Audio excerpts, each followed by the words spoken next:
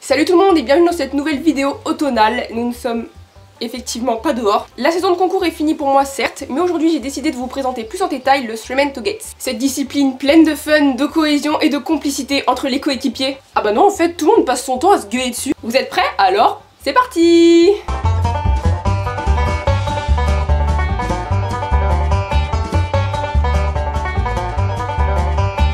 Si vous connaissez le range sorting, sachez que le principe du Three to Gates est presque le même. Seule la configuration de l'arène change ainsi que le nombre de cavaliers. C'est donc une équipe de 3 cavaliers qui va devoir trier 10 vaches numérotées de 0 à 9, dans l'ordre bien sûr, sauf que cette fois-ci un enclos sera destiné au numéro pair et l'autre au numéro impair. 3 cavaliers, 2 enclos et une zone de tri, facile non?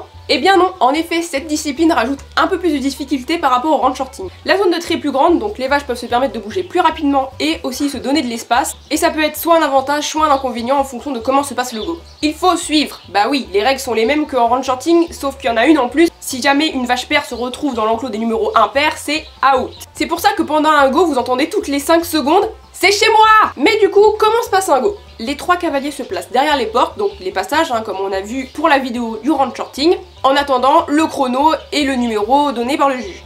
Et justement, le chrono est déclenché au moment où le cavalier qui va trier passe la porte et le numéro de la première vache à aller chercher est annoncé en même temps. La première vache va dans l'enclos que vous voulez, peu importe, et c'est à ce moment-là que les enclos sont déterminés pair et impair. C'est absolument pas le juge qui choisit et qui définit du coup les enclos pairs et impairs, non, il annonce juste la première vache. Nous par exemple, à la WA, on met des coussinets sur les portes bleues et rouges, donc ça peut aider. Si par exemple la première vache annoncée est la 3 et que vous décidez de la mettre dans l'enclos bleu, ça veut dire que l'enclos bleu sera destiné au numéro impair, vous l'avez compris. Donc vraiment ce qu'il faut retenir, c'est la première vache qui détermine les enclos pairs et impairs.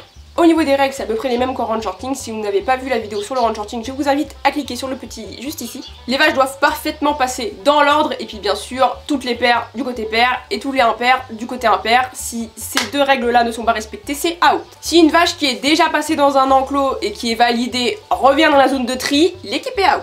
La vache est comptée comme rentrée et donc validée une fois qu'elle a passé totalement la porte, donc jusqu'au bout de la queue il me semble. Si jamais la fin du chrono se déclenche en même temps que la vache qui passe la porte mais qu'elle n'est pas passée complètement, la vache n'est pas comptabilisée. Le temps imparti dépend de la classe où l'équipe est engagée. 80 secondes pour la classe Open, donc la classe réservée à tous les cavaliers. 90 secondes pour la classe Limited, donc c'est pour les cavaliers un peu moins confirmés. C'est 105 secondes pour ceux qui débutent, donc la classe Beginner pour la WA. Et pour les Youth et les Mini-Youth, les enfants, donc ça doit aller de 105 à 120 secondes, je suis pas sûre, mais c'est dans ces zones-là. Encore une fois, ce sont les règles de la WA, toutes les informations sur la WA sont en barre d'infos, et évidemment les règles varient en fonction des associations de tri bétail où vous êtes. On va passer aux petits tips maintenant. Parlez-vous à annoncer les numéros pour ceux qui ne savent pas compter. Et n'hésitez pas à abuser du c'est chez moi, franchement la communication c'est la clé. Quand vous êtes sur le go, quand vous êtes en plein go et que vous êtes en train de trier, le fait d'entendre par là-bas que c'est chez moi justement, et ben vous, comme ça, vous, enfin voilà, je vous fais pas un dessin. Si vous êtes bon et très chaud comme portier, vous pouvez faire en sorte de garder les vaches qui vont venir chez vous plus tard, donc par exemple les numéros impairs si vous êtes dans l'enclos des impairs, mais ça reste tout de même super risqué. Vous pouvez alterner pour gagner du temps, mais restez toujours concentré sur le déroulement de votre go.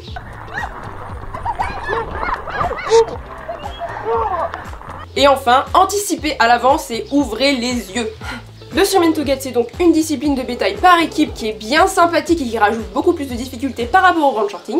C'est une discipline très technique qui fait travailler l'anticipation, la précision, le contrôle de son cheval, la confiance et la communication avec les coéquipiers. Et on va pas se mentir, il y a des go à se tordre de rire à faire et à regarder. N'hésitez pas à prendre contact avec nous, vous serez les bienvenus, ouais. Si vous avez aimé cette vidéo, n'hésitez pas à la liker et à commenter. N'oubliez pas de vous abonner si c'est pas encore fait et n'oubliez pas la petite cloche bien sûr. Et oui, plus vous êtes nombreux, plus ça m'encourage à sortir des vidéos. Et d'ailleurs, merci pour vos retours, vous êtes vraiment adorables. Je vous fais de très gros bisous et je vous dis à la prochaine. Ciao ciao.